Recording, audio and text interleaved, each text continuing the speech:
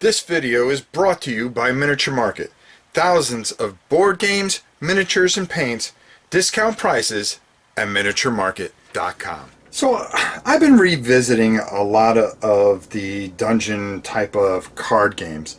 And one game I did live and I kind of tripped over a bit was Dragonfire.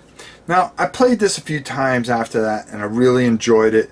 But I wanted to see what some of the expansions were. So I went out and I ordered Sea of Swords. Now, is it any good? Well, we're going to take a look down at the table and see what you get in there. You might be quite surprised at what you find. Let's go. So what comes in the Sea of Swords? Well, I was quite shocked, as this was one of the first ones I bought. Of course, I took this off and I went, oh, wow. Well, look at this. We've got a whole adventure set up and a ship as well. So there's a whole deep story going on with it. And of course, it has our stickers here that go on. But the most important thing is that it gives us a prologue and some really good deep story, which I really appreciate and enjoyed. I didn't expect to have new characters in here, and yet all you had to do was just open this and fold them out. I said, well, gee, how are they going to fit those in there? Well, yeah, they filled them up. And we have Loki, too, okay? Yeah, no, well, it looks like it, doesn't it? Come on now. All right. But what was really surprising was getting some really cool foil cards with this. And I like the foil cards. You know, this really felt like a really legitimate expansion. When I first picked this up and I went, you know, it just comes in that little thing. There's not much in there. But you get a lot, in this box. You get new creatures, which are really neat. I mean, look at that guy. I mean, come on now. Water elemental. You know, really adds to what is already a pretty good game, which, you know, I've been starting to play more and more of these type of games because I just really enjoy them.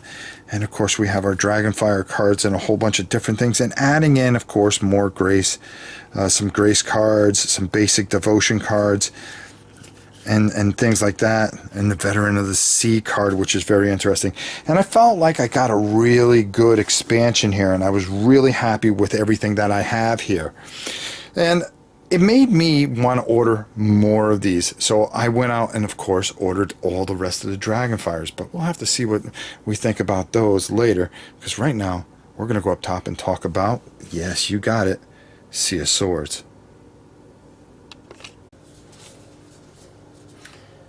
Wow, I just couldn't believe how much I got, and it was a true expansion. I really felt I got something. I got a couple characters, I got a couple different cards, some treasure things, some potions, some more monsters, and a good story behind it. I almost felt like it was the Sword Coast, and I really liked this. So I went out and I ordered the rest of them, and I got them in, and I started looking through those.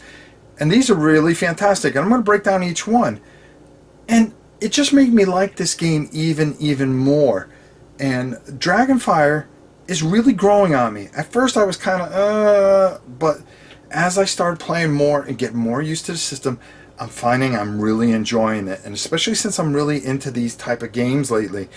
And I really like what they're doing here. I hope they come out with more and more expansions. I know I bought everything that Miniature Market had.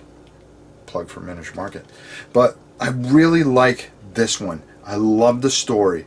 The other ones we'll talk about. We'll see what I think about those. But Sea of Swords, in my book, is a good one. And I'm going to give it a 3.8 out of 5. A very good score. And making a game, Dragonfire, something I really am enjoying more and more each time I play it. Till next time, it's your old pal Rob. We'll see you soon.